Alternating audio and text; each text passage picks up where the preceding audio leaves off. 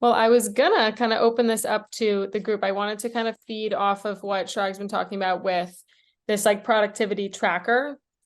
I think he's done enough live demos with it in there that we can all kind of go back and watch. But I think just the importance of doing these small things and not focusing so much on the outcome, especially in a year in a market like this, is kind of a refresher that I've had to have as well. I've been setting up my productivity tracker. There's been a lot of stuff a lot of items, I guess, that I used to time block that I feel like have just kind of fallen by the wayside that I needed to put back in there and make sure that I was adding back into my schedule. Let me see what they just put in here. Yes. Okay. So this is the productivity tracker. Yes. If you don't know, go back in and watch Chirag's videos. He did actually a few really helpful like live demos with some great agents from around the country that I think is really helpful if you feel a little bit stuck on that.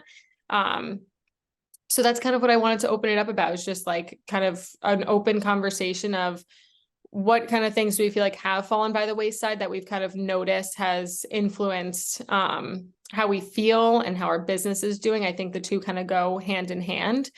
And what are like some of those things you want to add back in, maybe some new things you want to add back into your schedule? Any questions for me?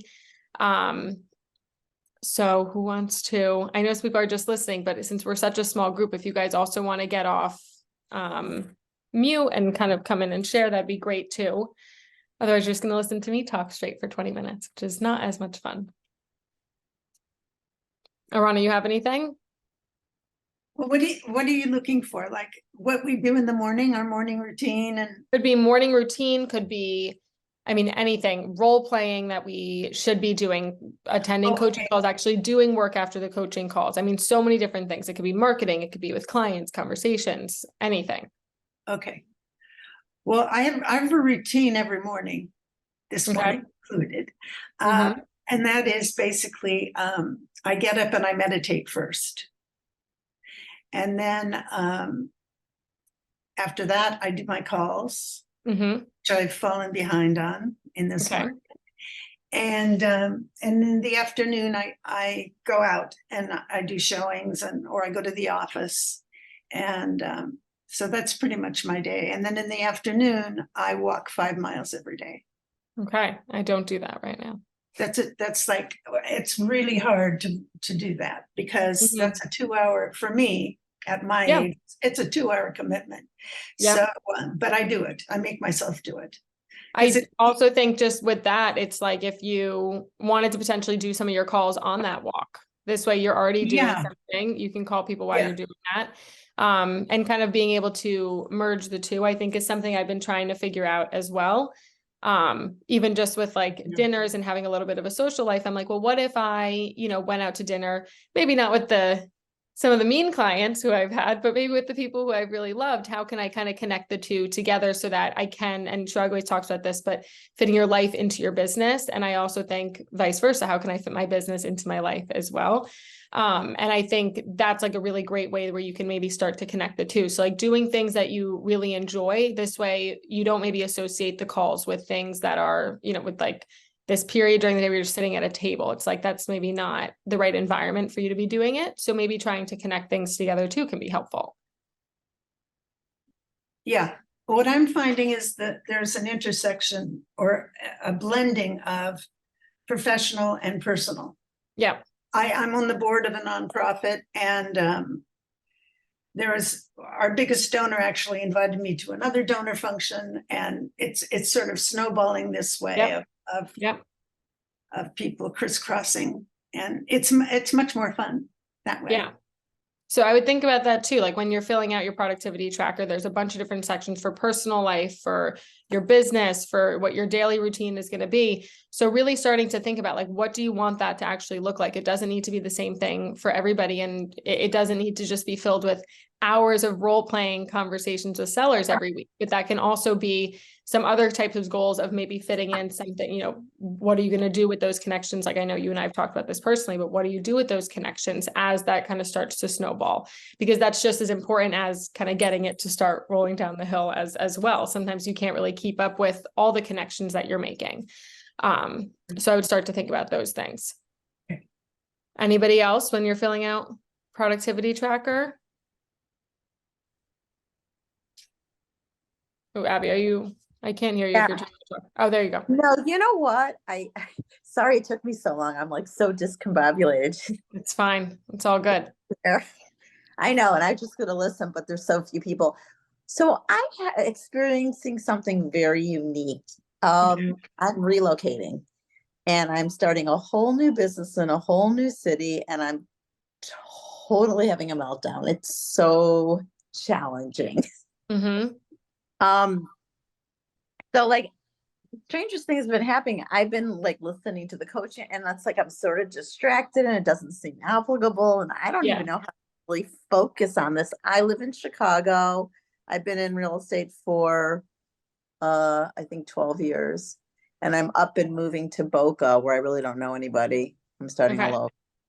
So I So it'll don't be even really know fun. And there's so many people there from Chicago. what to hear. No, you'll have, I mean, my whole advice with a lot is I think it's probably just a lot of moving pieces at once. So it's kind of like the same, but a little bit different. My clients who just moved 11 days ago had a complete meltdown. I had to go to the house because they're just like, this is too new. We haven't met anybody. We're nervous about so many different things. What restaurants do we go to? They lost their whole routine. And I told them, I'm like, you have to, first of all, you have to like give yourself a little bit of grace. But I think it's the same exact thing for you. You have to get onto this new routine. And I'm like such a cold turkey kind of person. So I think as many things as I can kind of jump into at once and then kind of start to see what's working. Once I find like one or two people, I can kind of grow off of that and feed off of that, like with whether that's friends, whether that's starting your business. You're going to be, I'm assuming, still doing this down in Boca. Yeah, I'm going to the Compass office in Boca. Okay. Yeah, so I've already figured, and I was running a small team here, but I'm actually going to join a team. So there's so many things that are like flopping. Yes. Yes. Yes. Oh, Yeah. craziness. It's a lot, but I do think like but then I also told my clients, I'm like, what parts of like your routine did you love in the city? And for them, it was like a few different things. It was like a mommy and me class that she always went to. They had a dog park they went to for their dog Phil. And then I think they said like they loved to like work out or whatever it was. And so I was like, so that's the first part. Like that was clearly how you started your day. So how can we get that new routine, even like that little bit of familiarity down into, for us it's like Westchester, for you might be down in Florida, and then you can kind of grow off of that so that at least like the first part of your day or the middle of your day or whatever like that favorite part of your routine is, you can start to kind of mimic that down there, so everything feels so overwhelming. And then you can slowly start to incorporate new things and new friends and new lunches and learning the business, learning the market down there. But I do sometimes feel like if you're just doing everything so new at once, it can feel very overwhelming. I say this to people with coaching all the time. Like if you try to wake up the next day and change your entire business that you've been doing for X amount of years. I did this with my mom, who's been in the business for 20 years. When we came to Compass, she's like, whoa, hold on for a second. Like, let me just make my calls. Let me call the builders that I talk to every morning for the past 20 years at 6:30 when they're off to their jobs. And then maybe at 9 o'clock, we can work on collections for the first time. So you have to like give yourself some grace. And that's like the same advice I gave to my clients. Now they have a gym. They're going to start with that. Okay. This feels a little bit like Tribeca again. This doesn't feel so crazy.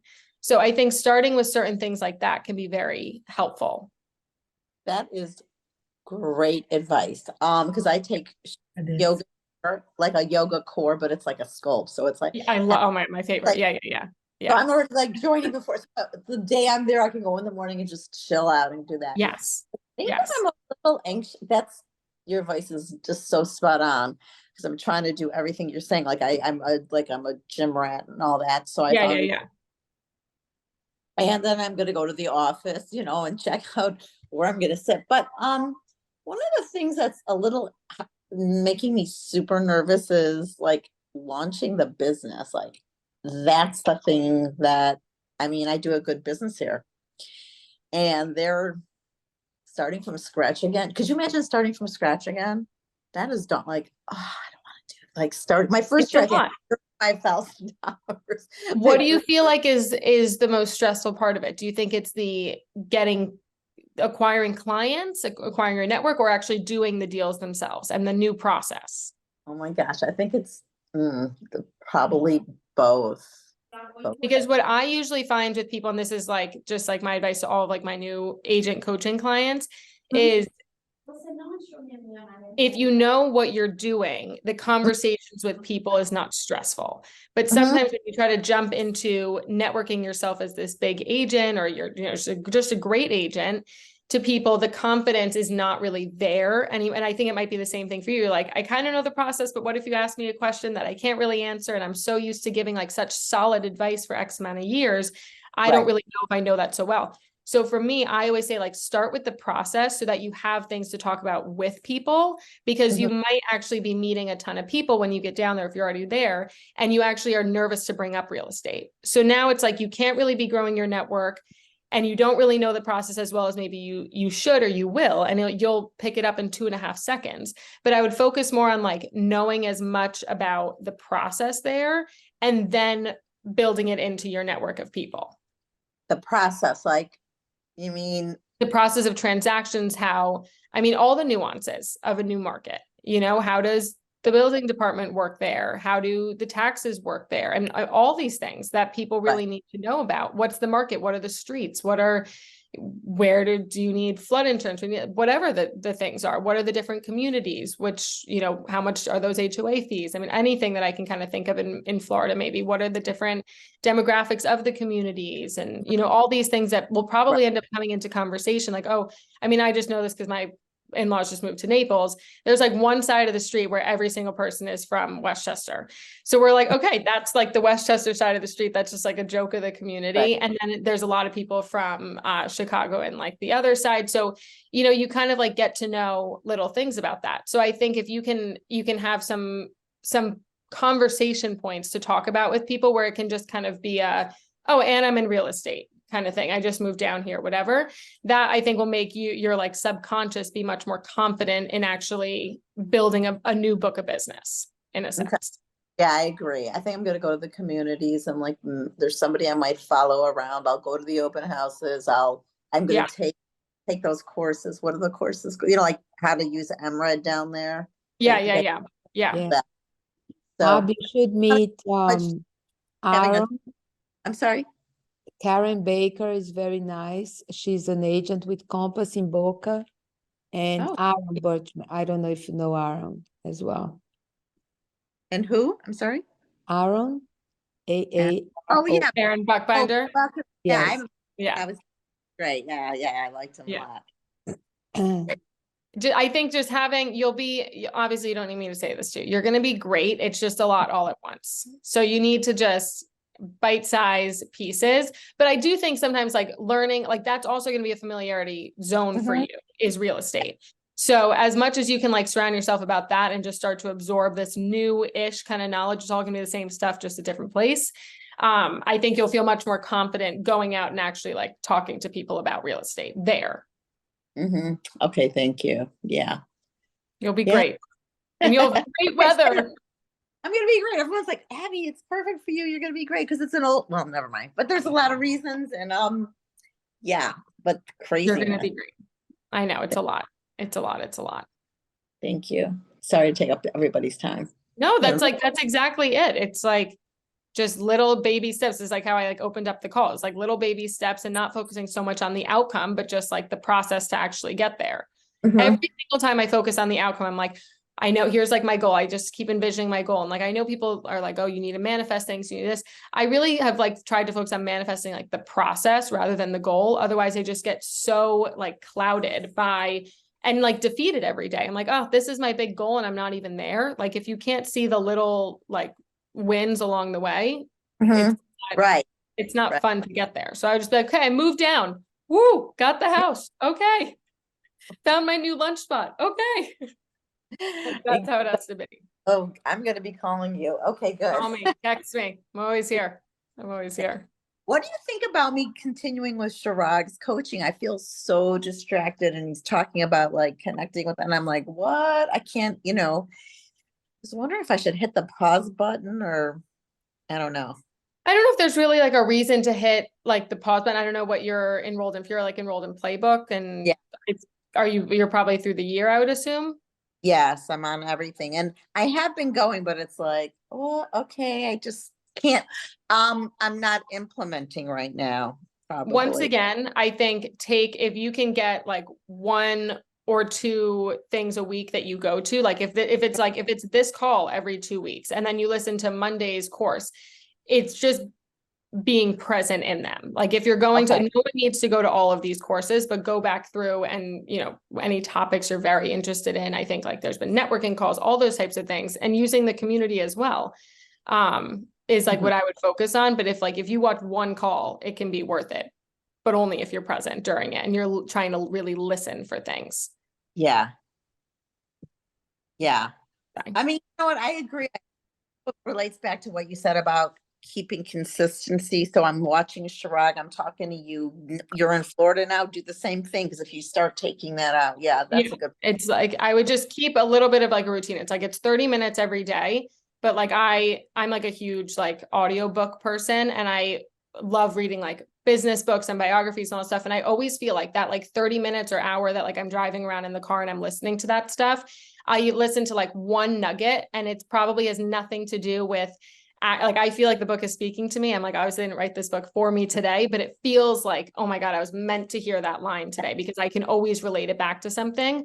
So I feel like coaching is kind of like the same thing for me. It's like one person might share an anecdote or something in one of these calls, and you're like, oh my God, thank God I'm not alone. Like that was just what I needed to kind of like get me through the day. So to me, it's always been like a constant. Like that would never be something I would personally remove, but that's like the same way I feel about therapy and, talking, networking and all this kind of stuff. It's like, you never really know what you're going to need that day. Yes, absolutely. Thank you so much. Thank You're welcome. You're going to do great. Got this. I can't even believe I put the camera on. I worked out this morning and I'm like, oh, good really? for you. You're good. Please. I'm in. No makeup on. I'm sorry, I refuse to. I've been sick this week and I just woke up. It's all good. It's all good. All right. Anybody else want to share kind of like routine things, or what they want to put on this tracker, things they've maybe been slacking on, or things that have been working for them? I have one thing, and I was going to mention it to Abby, but you had such good advice about doing small things. This is maybe a bigger thing. And events. I work with my son, and he and I have done 2 events this year, Cinco de Mayo, and then we did a ice cream social this year. And the ice cream social, we didn't think anybody was going to come.